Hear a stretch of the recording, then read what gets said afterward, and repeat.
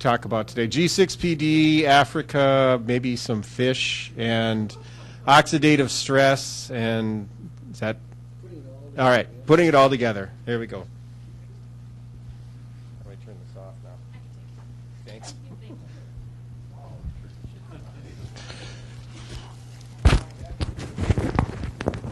All right, thanks for the invitation.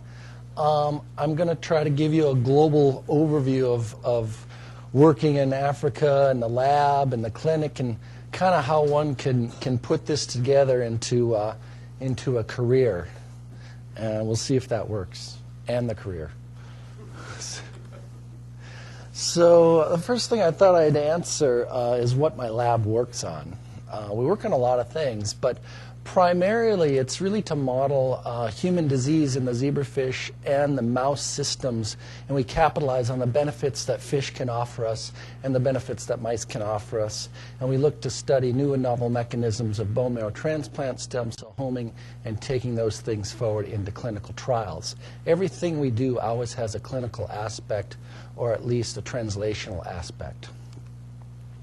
So specifically, we try to understand the mechanisms of hematopoietic stem cell homing to the marrow following transplant.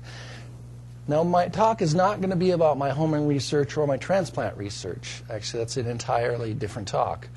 But we've gotten this new avenue in the lab, which is understanding oxidative stress in disease states, and we're using hemolytic anemia as a model. So the objectives of the talk are understanding the challenges of performing research in the developing world, understand the clinical relevance of G6PD deficiency, and understand the zebrafish as a model of oxidative stress-induced anemia. So as you recall, this is the structure of glucose 6-phosphate dehydrogenase. It functions as a dimer, as you all remember. Two wings come together for it to work.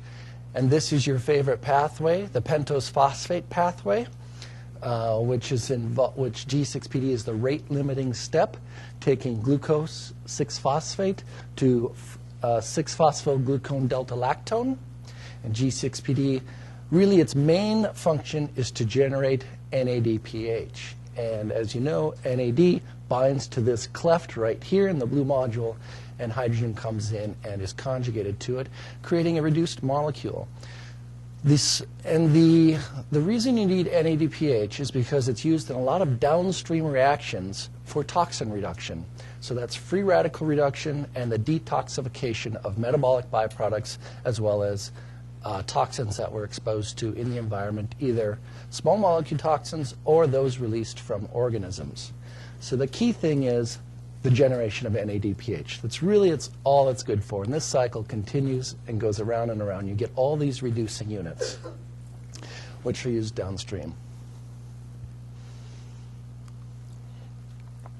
So, like many of the enzymes in the human body, there are people that have this gene mutated, deleted, or knocked out. Most often it's mutated. So what happens when you have mutated glucose 6-phosphate dehydrogenase? You have a deficiency of the enzyme. It is on the X chromosome, so it's X-linked, thereby affecting boys more than girls. But the prevalence in some parts of the world is so high, we actually see girls with G6PD deficiency, and it's clinically relevant. It's found in 10% of African Americans, and as you'll see, greater than 10% of Africans. And it causes a decrease in the ability to reduce free radicals and toxic byproducts. The classic cell that is affected by this. Now, all your cells have G6PD, and they're all affected when you have a mutation in it. So they all have reduced activity. But the red cells are particularly sensitive because they lack nuclei and they lack mitochondria, which have all the accessory pathways to make NADPH and to reduce free radicals. Red cells don't have those, so that's what's really affected. And typically, under special stains, you will actually see oxidized hemoglobin in somebody with a G6PD hemolytic crisis. And this hemoglobin is removed by your spleen, which essentially takes a bite out of the cell, and you end up with what we call a bite cell, because it's removed the oxidized hemoglobin. So these are some of the classic images or classic things you'll see on smears with patients with G6PD. So what happens? You end up with an acute hemolytic event. You can end up with hematuria, blood in the urine, after an appropriate oxidative trigger. Clinically, this acute hemolysis causes anemia, jaundice, tachycardia, hepatosplenomegaly. It can lead to shock in younger kids. They can develop heart failure and die, actually. What is the oxidant trigger? The triggers are many. There are classic triggers like fava beans that we learned in medical school, which are extremely pro-oxidant. There are antimalarials, which are pretty much all pro-oxidants. There are infections, viruses, bacteria, staph, and strep. All are actually pro-oxidant events when you have infections by those.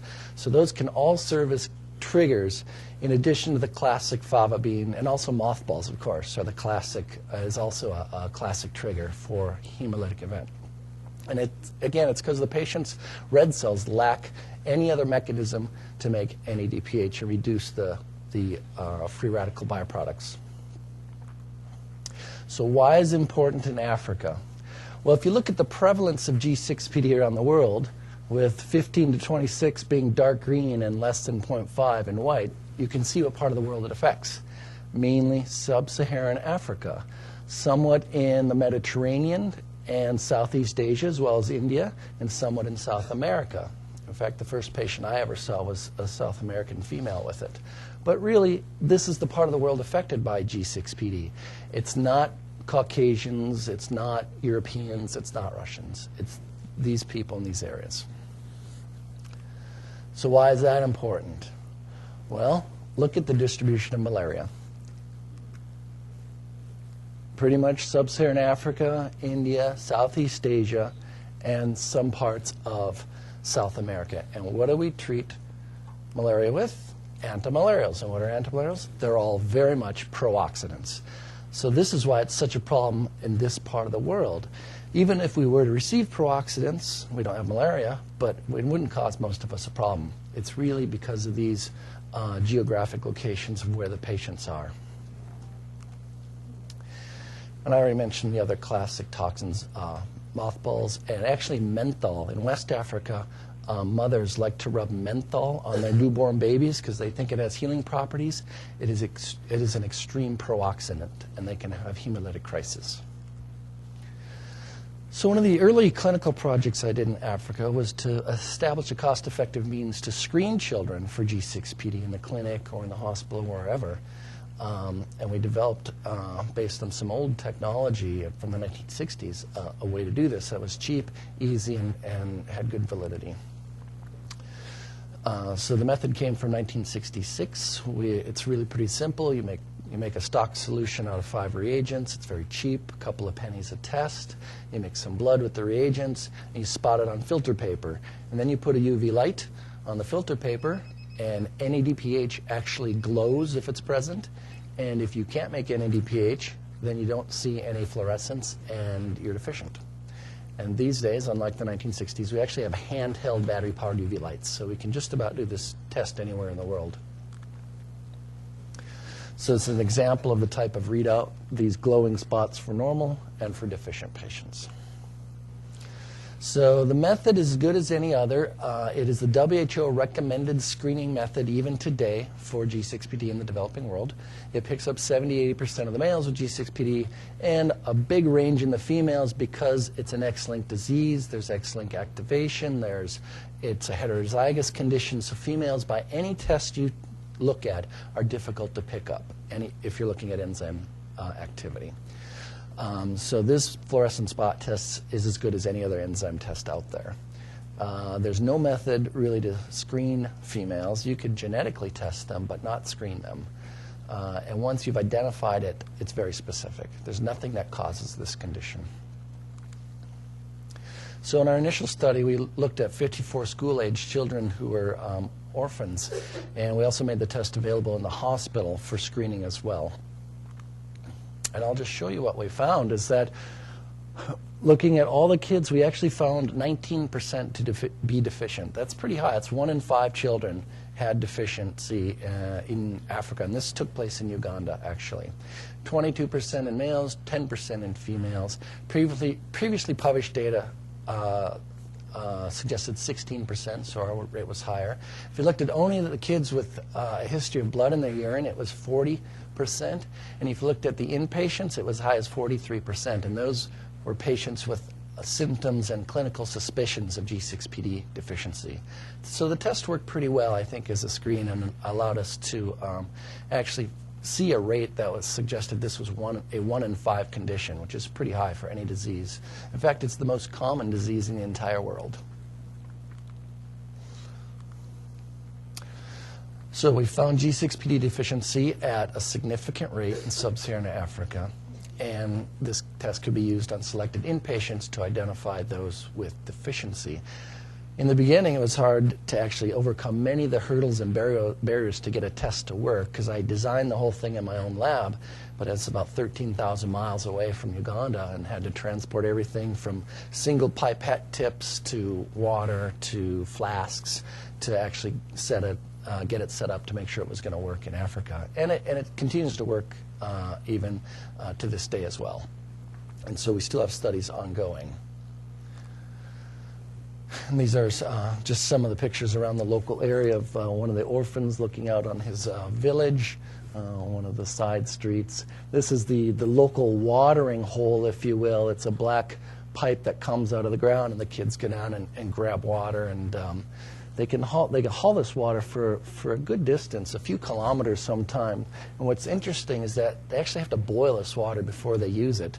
And you want to talk about an expenditure of resources, that they can't even use their own water. In fact, they take it back to their living areas, and they have to usually boil it for 45 minutes to an hour. And they boil it, of course, using these coal fires, which are very, very bad for the atmosphere and bad for the lungs. There's a lot of pollutants with it. So there's a lot of struggle that goes on just to get clean water in this part of the world, but I'm sure many of you realize that. Okay, so let's go back to the lab and some of the stuff we're working on. We'd already been working on stem cell homing and transplant in a zebrafish model, but it occurred to me about 3 years ago is, well, why couldn't we make a model of this disease in the zebrafish? We can do bone marrow transplants in the fish. Why not model an anemia? The advantages of using fish are that they're cheap. You get high clutch rates, so 200 fish are born in the morning, which allows you to do a lot of experiments. There are many fish that are actually now transparent, so you can actually look straight through the fish, and this is good for stem cell transplant experiments because we fluorescently label the cells and allow them to migrate back to the bone marrow. We can actually visualize the whole process real time under special microscopes. And then as embryos, the fish are also optically clear. So these fish have been around for probably 30 years in the hands of the developmental biologists, because you can actually watch the development of all the organ systems, including the marrow and the hematopoietic cells, in real time. From 0 to 72 hours, this ends up being a swimming creature with an intact immune system, red cells, white cells, a liver, GI tract, everything is there. So it's been a very important tool for developmental biology. Only recently has it really been adapted to more advanced types of experiments like bone marrow transplant. The first thing I asked is, do zebrafish have this gene? And then where is the gene? Zebrafish don't have XY chromosomes. In fact, it's hard to figure out what sex zebrafish become, because it has to do with other factors like temperature and the environment they're in.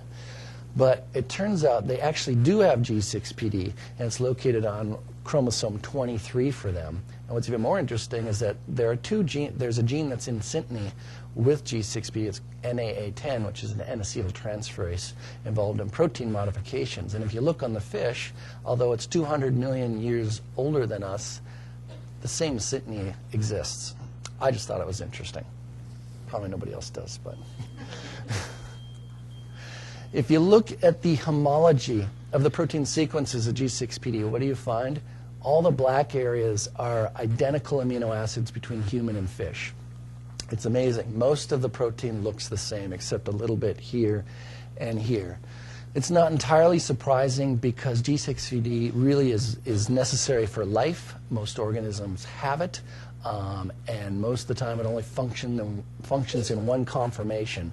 So this protein's been conserved through hundreds of millions of years. So that's good. So what can we do in these zebrafish? We can actually block the translation of the message for G6PD as it's getting into protein using what we call morpholino technology. These are small DNA-like molecules that we can actually inject with a glass micropipette into that single cell embryo, right into the single cell, and we can block whatever protein we want to block. And we do this for all sorts of other experiments.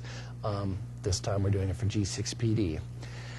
And unlike my entire scientific career, this worked on the first time. It's really amazing. We injected these random type morpholinos. We had no phenotype. But when we injected the G6PD morpholinos and knocked down the function, all these fish had this massive cardiac edema. And we speculate it's because they're highly anemic. And if you're anemic, your heart gets bigger. And this is exactly what happens with children when they have a hemolytic crisis.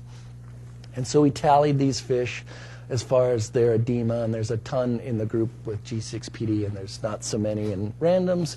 You can actually inject the message for G6PD and rescue a significant portion of these fish. So this worked surprisingly well. You can actually stain for hemoglobin in the fish with a O-dianisodine stain, which binds hemoglobin. And in controls, you got lots of nice hemoglobin around the heart area. In our G6PD morpholino, we don't see any hemoglobin because all the cells have hemolyzed. I came up with an algorithm to measure the amount of staining or hemoglobin here, and we see highly significant results. We then did further testing for the validity of our system. We did Western blots to actually look at the protein amount. And you can see with increasing amounts of morpholino, we have decreasing amounts of protein, again showing that we are knocking down G6PD. I then did the same enzyme test to the fish that I do on patients in Africa. And these are the fluorescent spots in the control animals. And in our G6PD embryos, there's no fluorescence because they lack activity. So everything's kind of falling into place, which is really amazing. Stuff usually doesn't work like this. So we started giving this project, I guess, increasing attention since it was working. It was really a novel project. Nobody had made a model like this before. So the thing you have to recognize is that most people with G6PD deficiency are walking around and doing fine. They don't have edema. They're not under constant hemolysis unless you happen to be Mediterranean. But for the most part, most of the African G6PD individuals are okay until they see that trigger. So we wanted to have some normal fish that had knocked down G6PD. So we lowered the dose of our blocking agent. And we lowered it down a few picomoles and got to a point where the fish had decreased levels of G6PD, but they were normal. They had hemoglobin, staining red cells, and a low rate of edema, but were still deficient because we wanted to trigger it. Which reminds me that my first case, actually, as a resident, was a South American 6-year-old female who came in with a hemoglobin of 2. She had been, the parents said she had pallor, she had increased sleepiness, and tiredness, and was cranky. And she had this whole workup because this is a pretty significant anemia. And we sent off a bunch of tests, and I think she even got a bone marrow in the first few days. She ended up getting blood, of course, but it was 2 days later that upon interviewing the parents yet again, she was in the closet playing with mothballs with her brother. And then everything fell into place, and 6 weeks later, after her blood transfusion, we actually sent G6PD, and she turned out to be deficient. So persistence and history taking is the lesson there. So naphthalene is the active ingredient in mothballs. So we took our fish model, we put a bunch of naphthalene on them from mothballs. We thought, this is going to be great. How can this fail? It was a complete bust. The fish didn't do anything. They tolerated it well. They didn't have anemia. We thought, well, so much for this project. And then I was out at happy hour with my friend Paul Orchard. And we were quaffing some ale and talking about alcohol metabolism, which is one of my favorite topics. As you know, it's zero-order kinetics, right? No matter how much you drink, you always process the same amount. So that accounts for this nice level of dysphoria, if you will. But it was during a conversation like that that it occurred to me, maybe the fish aren't processing naphthalene. Is it possible? They're young. They're 72 hours old. So I started looking at liver. And I don't know anything about liver or liver development, but when I looked in the literature, the fish really don't have a developed liver at 72 hours. They have this budding of the gut that occurs in 30 to 48 hours, and at 72, there's something that's starting to come together that looks like a liver, but it's not fully developed, and they don't have the P450 pathway quite developed yet. And so it turns out that naphthalene is not the active component. It's naphthol that gets processed by our livers to be the active component. So you can buy naphthol, which is what we did, and lo and behold, it worked perfectly. When you expose our model to naphthol, they get edema and they get hemolysis, versus no exposure, they're just fine. And you can tally these with increasing amounts of naphthol, you get tremendous amounts of edema. Even you can push the system on the controls to actually give them so much of a pro-oxidant stress that they will develop edema as well, but the wild-type fish never develop edema. So this was great because it really showed our system now has validity and that we can trigger a hemolytic event. The nice thing about this system is that we can start doing free radical type assays and pro-oxidant measurements. There are ways to do this by using dyes that you inject into the cells or exposing the cells to that become fluorescent in the presence of oxidative stress, which is this experiment here. Then you read the plate, or you read the animals out in a microtiter plate with fluorescence, and an increase in fluorescence shows an increase in oxidative stress. There's another method that we have fish with labeled red cells, and this is actually a video of a live embryo, and you can actually see the red cells coursing through the animal. You can actually separate these red cells from the rest of the body and do the same type of experiment with a fluorescent dye as an oxidative stress indicator, showing us that the red cells themselves are under oxidative stress according to our readout. And this increases the more we increase the naphthol dose. So we're able to look at the whole body, we're able to look at the red cells, and then we're also able to look at the cardiac edema. And it turns out sometimes there are fish with edema and sometimes without edema. We separated those fish, even though they both got naphthol, and the fish with edema actually have higher amounts of oxidative stress than the fish without edema, even at the same dose of naphthol. So this really gives more validity to our phenotype that there is this oxidative stress event. It's very specific. It causes hemolytic anemia, and this causes the edema. So I've already mentioned menthol to you, used in some West African countries as a so-called good health agent. It's very bad for male infants in the first 2 days of life if they have G6PD to expose to this, because this can and will be a trigger and could be a fatal trigger. This is one of our recent studies screening school-age children in Nigeria that we were doing. When we put menthol in our model, how does it work? This is, again, percent edema. G6PD animals exposed to menthol, you can see it works very well. All these animals, or half these animals, get hemolytic anemia and cardiac edema. Unexposed animals don't, randoms do not as well. And this is just a picture of the phenotype. This edema from menthol is pretty impressive. It's cardiac, but it's also, if you can see here, it's the kidneys also become very edematous because of the lack of hemoglobin and lack of red cells flowing through them. So you get cardiac and you get a renal type of edema. So then my next favorite compound is the classic anti-malarial and even a classic pro-oxidant, permaquin. This is the structure. I don't know if you've noticed some of the commonality in the structures, but what do they all have? They have these ring structures. All good chemists love rings. They're highly reactive structures. And permaquin has 2 of these rings and is a high pro-oxidant. So what happens when we exposed our fish to permaquin? You see massive cardiac edema, as shown here. This is the outline of the heart.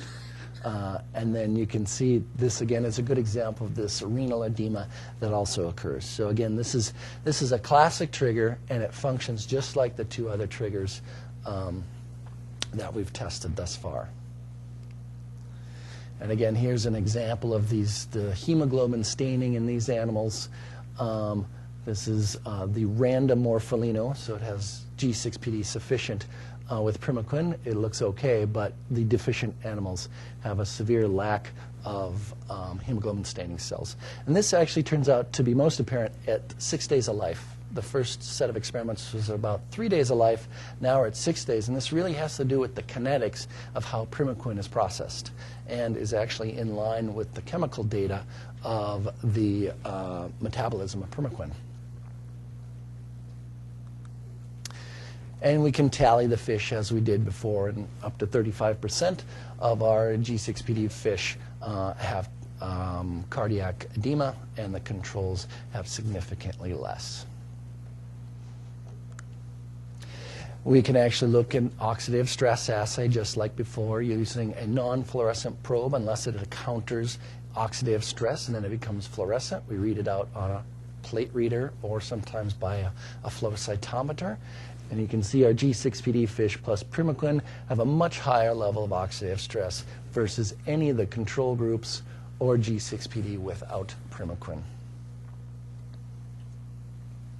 And again, this is an example of what people use the fish for, is that these are the red blood cells that are coursing through the veins of the fish. There's actually another fish that has all the veins and arteries labeled with GFP.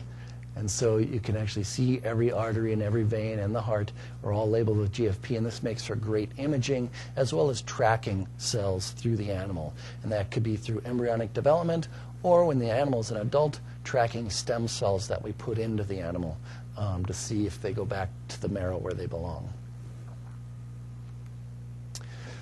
So again, going back to the primaquine model, this is now flow cytometry data of how many of those fluorescent red cells are present in the animal. So you can quantify that, and you get a graph of red fluorescence versus just a control color in a G6PD animal. And then when you expose that animal to naphthol, for example, you have a decrease in fluorescence or a drop in red cells, which is what we see in all the G6PD treated animals versus the controls. So they are losing red cells in terms of number as well.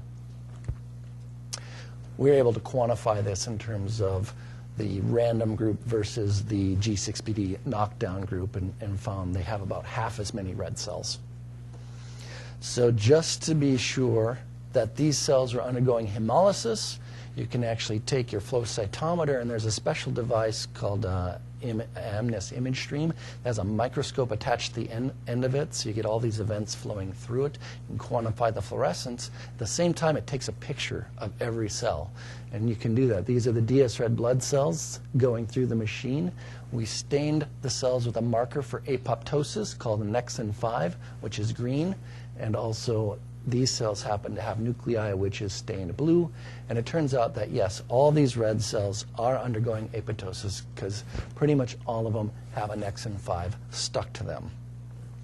So, and this again is testing the system over and over by different methods using different drugs to suggest that, yes, this is a valid system for G6PD. And so, where are we going with this? Well, now we've got a model. Now we can actually look at antioxidants and different drugs to ameliorate the process. Briefly, this is just a preliminary experiment. Now, quantifying the amount of edema from normal, mild edema, moderate edema, and severe edema. And so if you look at G6PD fish plus naphthol, we have a lot of moderate and severe edema. But if you take that same system with the naphthol and G6PD and you add vitamin C to the tank water, it actually all goes down significantly. A lot more of the moderate edema becomes wild or normal, and we reduce the severe edema. This shows us that actually the system will be useful for interrogating antioxidants like vitamin C. We could also look at other classic antioxidants like N-acetylcysteine. It's a little bit of a different system. It's looking at the pro-oxidant drug acrolein, which is a highly oxidant type of a compound. It causes massive fish death when you expose fish to this because of the overwhelming oxidant activity. But if you put the fish in N-acetylcysteine prior to acrolein exposure, just about all the fish survive, which is pretty impressive. And now we're also doing free radical assays as well as DNA mutation assays and all the downstream things. And the goal is to continue screening for new or different antioxidants that are out there. We also now have the ability to look at genetic pathways. Since we have this model organism, we can actually do gene expression arrays to look at all the different systems that play in to the oxidative stress response.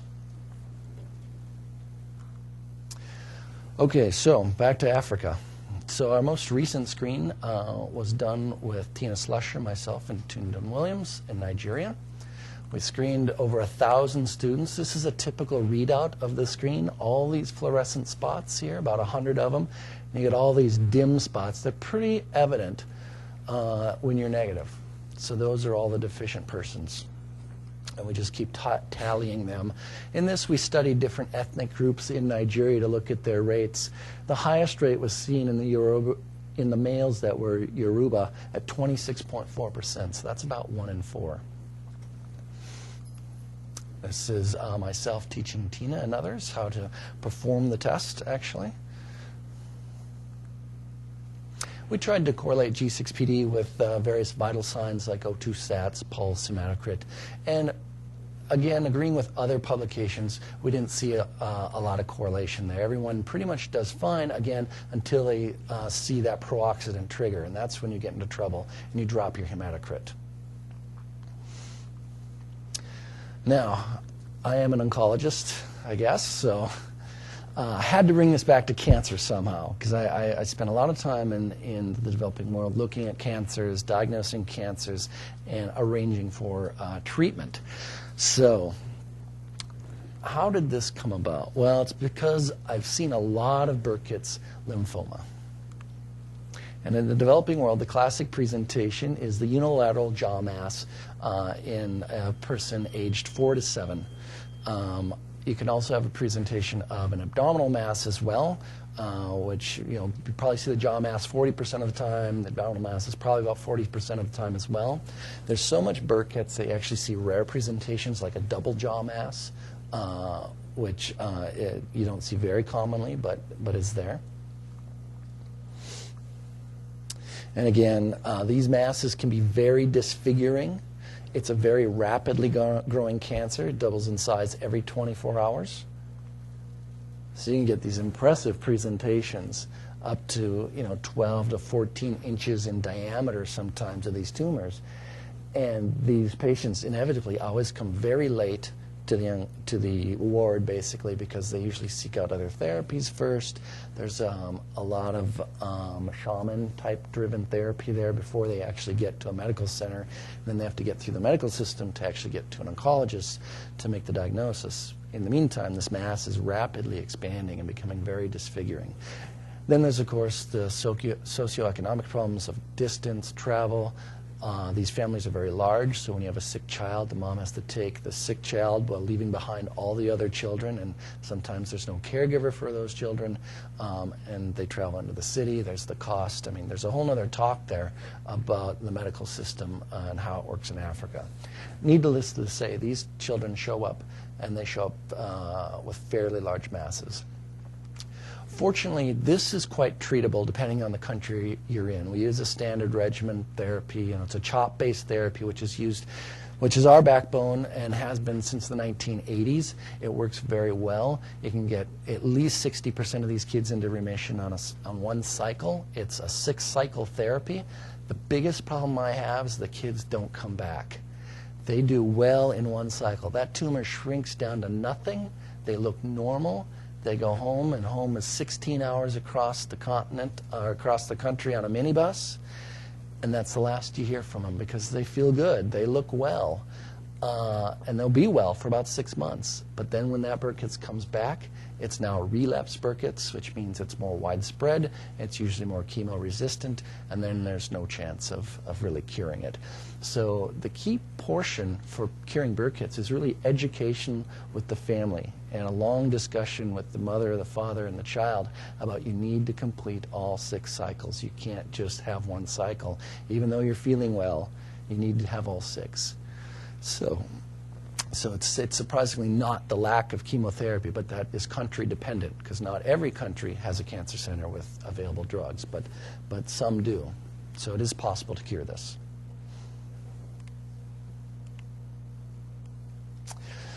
All right, so why is this all important? How is this going to come together? Well, where is G6PD? All through sub-Saharan Africa, very high rate. Where is malaria? All through sub-Saharan Africa. Again, it's endemic at a very high rate. Where is Burkitt's lymphoma? It's the same place.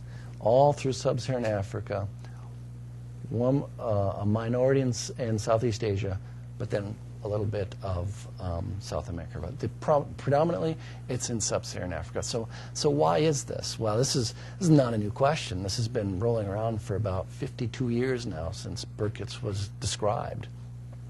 It's 50 to 100 times more common in sub-Saharan Africa. There is no single explanation that is very gratifying yet today of why this is true. There's the malaria hypothesis, that malaria is endemic there and it's driving B cells and driving the clonality to B cells, and eventually those cells will become lymphoma if they're driven hard enough, long enough, and fast enough. All these Burkitt's are associated with EBV. So again, EBV is endemic there. It's a bit of a later onset in age, I think. But again, it's the same story. EBV is driving the B cells. They're becoming clonal, eventually get lymphoma. We have EBV in this country as well. We still don't see nearly the rate of Burkitt's that is seen in Africa. Obviously, we have malaria. We don't have malaria here, so that's not something we can study here. But again, in multiple epidemiologic studies, these are associations. Nobody's been able to prove cause and effect. There's no genes in malaria that make lymphoma. There's no genes in EBV that make lymphoma. It's been tried and tried again. They've all been taken apart and put back together. So my idea really is, what about an underlying oxidative stress problem? G6PD. It's never actually been looked at, even after all these years, in cases of Burkitt's lymphoma in the combination of malaria and EBV. And so the idea is not that complicated.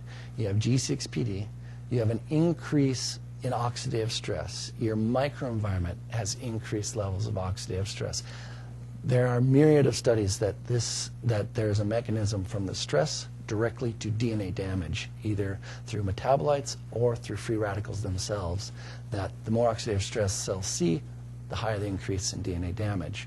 So my question is, well, in this population with malaria, EBV, and now G6PD in 1 and 4, does it increase cancer risk? Which really led to our most recent study to answer this, which is through the Uganda Cancer Institute, is determining the prevalence of G6PD deficiency in Burkitt's lymphoma patients versus healthy controls. We're also looking at a variety of other cancer patients there. They seem to have a higher level of AML, which nobody can quite explain. And they also have a high level of Kaposi sarcoma, which is what they call endemic there, but there's no satisfactory explanation of why it's endemic. So we're going to start just looking at the rates of this deficiency in cancer patients, and if there is a difference in rate, then we can take it forward and study mechanisms behind it. And so while this is going on over there, we can actually go back to the lab and start studying DNA breakage, which is exactly what we're doing, is that we're taking our deficient animals and we're looking at DNA breaks before and after pro-oxidant exposure. And I can tell you we actually do see an increase in DNA breakage. We're then stepping away from the fish model system, now going into mouse models of oxidative stress and G6PD, and we actually have human cell lines with G6PD deficiency, and we're measuring their mutation rates as well. Particularly, we're interested in B lymphoblastic cell lines to see if they have an increased rate. And maybe with the right combination, we'll actually get a lymphoma type of phenomenon to happen in the dish, or at least in a model system. And then we're also interested in their other oxidative stress pathways that may play a role. So hopefully through this talk, I've been able to demonstrate that you can have ideas and you can have work that goes on another continent in Africa. You can take those ideas back to your messy lab bench here and develop model systems or investigate your ideas in a wet lab or at a basic science level. You can then translate those ideas potentially back to the continent with the development of new hypothesis about Burkitt's lymphoma, potentially new antioxidant drugs which may control the levels of oxidative stress. I think the potential is pretty much unlimited right now of what can be done, so we're excited to continue a lot of this work. So most of this project was driven by one of my technicians, Jalbai Patronostro, along with some of the undergraduate students. Your co-resident Tundan was instrumental in the Nigeria study, as well as Tina and her colleague Daniel. Thanks.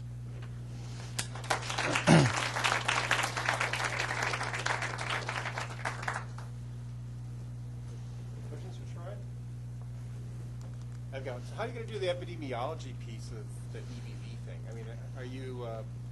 Do they have samples from all these patients that you can go back and pull out to do the, to find out if they're G6PD deficient, or how Yes. are you gonna do that? Yeah. I mean, it's really all done on stored samples. There are tumor samples, but more importantly is really the blood sample, because I don't necessarily want to sample the tumor. I want to sample the environment the tumor developed in. And we can use blood cells, red cells, and plasma to answer these questions about EBV and about G6PD. And those samples are being drawn and stored away for analysis. How many samples do you need to answer this question? I think a good preliminary pilot study would be 100 patients. We kind of know the rate in the local area because we did a cord blood study last year, and we kind of know what the rate is. Preliminarily, you start with 100 cancer patients and look there. That's, there's way more patients than 100. We could actually expand this to, something that would be really meaningful would probably be 1,000 patients, I would say. But to start, the preliminary study is really in groups of 100.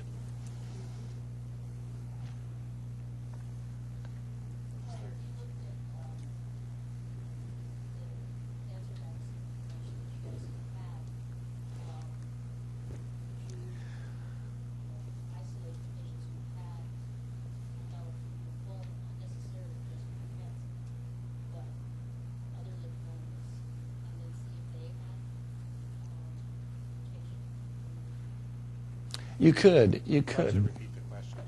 Oh, to look in currently existing cancer banks for G6PD deficiency. Do you mean African or U.S.? So U.S., you could do it. You'd really want to look just at African patients, though, because any light-skinned person, they're not going to have G6PD. One could do that. It's not been done. There is a repository, actually, at NHLBI that has a bank of cancer tissues that I've been speaking with about getting them. They're supposed to be free of charge, which is a good resource. There's a lot of hoops to jump through to get access to them, but one can do that. So we're looking into it. Thank you for a really elegant talk. I was wondering if you were involved in, or you were aware of any public health educational efforts around reducing the use of menthol in children. Is that sort of something people recognize? Right. So obviously we recognize it. And public health measures to reduce the use of menthol in West Africa. When we're there as a team, we recognize that. We do a lot of education with the moms and the parents, and talking about, don't put menthol on your baby. There's absolutely no reason any child one day of life should have menthol placed on them. But I'm not aware of other efforts besides, when we go and we try to educate parents going on.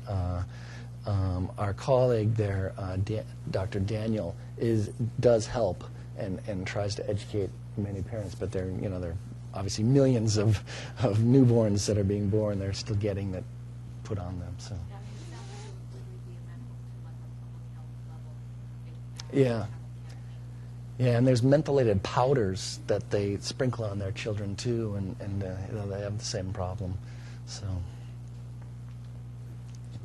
Right, since we've talked about the use of PPD work, it seems to me like you probably want to also do some assessment of these kids' malaria, because even within Africa, the areas that have the highest incidence of mercus have the highest prevalence of malaria. And the hypothesis is that there's some interaction between malaria and disease. So you might posit that there is some interaction between malaria and GCPD. So if you look at GCPD alone, you may be missing part of it, because these kids come from all over. The endemicity of malaria is quite different. So we can talk, like we could use an antibody assay just to give you some sense of level of exposure and things like that. That was one comment. And the second question I have for you is, so flipping it around, there are several studies that at least strongly suggest that GCPD deficiency is associated with protection from malaria. So sort of like sickle cell, that's why it's so prevalent. Malaria. So you know any, but no one, to my knowledge, has really explained a mechanism for that existing association. So can you think of reasons why this, oxidative stress might actually be helpful in protecting from severe malaria? Because the associations on protection, as far as I know, on protection of uncomplicated malaria, and protection from Right. What I know is that when you try to culture a malaria within the cells of females who are heterozygous, the organisms don't grow as well, and they're unable to infect other cells. The specific mechanism is not really clear of why that is. The pathways of how antimalarials work actually include oxidative stress. So it plays a key role. So maybe an underlying oxidative stress makes the parasite replication less efficient. Because primaquine, it works because it's a prooxidant. That's its pathway. There are other drugs that work on, the digestive tract of the parasite, but primaquine works because it's a prooxidant. That's what people think are its main activities. But it's not a satisfying explanation. The other thing that makes this different from sickle cell is that there's a single sickle cell mutation. It's just one. G6PD, there's about 400 mutations. So there's this polymutation hypothesis which goes against this thought. So and none of it's really satisfying of why there are 400 mutations in this and only one in sickle cell. But that's the data that's been shown, is that the malaria parasites don't replicate as well in the context of being deficient. Though you should know every organism has G6PD, right? So malaria has its own G6PD, but the drugs are able to overcome it. So thanks for the revelation to the scientific ideas. Yes, implement into teaching. The antioxidants, is that something you think about implementing as a preventative measure? That's the first question. The second question would be any thoughts of trying to, because I would think if you try to use that antioxidant at a time that, for example, a patient needs malaria treatment, it may not work as well. I don't know if that's been looked at. It's been looked at. It doesn't work as well. Yeah, you really can't look at it. You can't give patients malaria and acetylcysteine. They don't do so well, actually, because of the complicated metabolic processes that go on. That would probably be not a good use outside the laboratory for actual patients, because, again, we need that prooxidant burst to take care of the organism. If one were saying, well, what about other situations? What about fava bean exposure? What about, that potentially could be looked at. The thing I'm very interested in is that children with G6PD, they're born with hemolysis, and they're born with very high bilirubin levels, and nobody knows why. What is it about birth? The birthing process is a pro-oxidant process, and that's where these newborns really get into trouble. There you could have some intervention, which is kind of what we've discussed with some of the newborn nurseries that we've worked with in Uganda. It's a little bit hard because still a lot of delivering moms either don't give birth in the hospital or they give birth and they're gone in 12 to 24 hours. And so they don't come back until there are really serious problems with, the children's color's not right, they have hyperbilirubinemia, things aren't going so well. So follow-up is a bit tricky, but we have started talking about studies along those lines.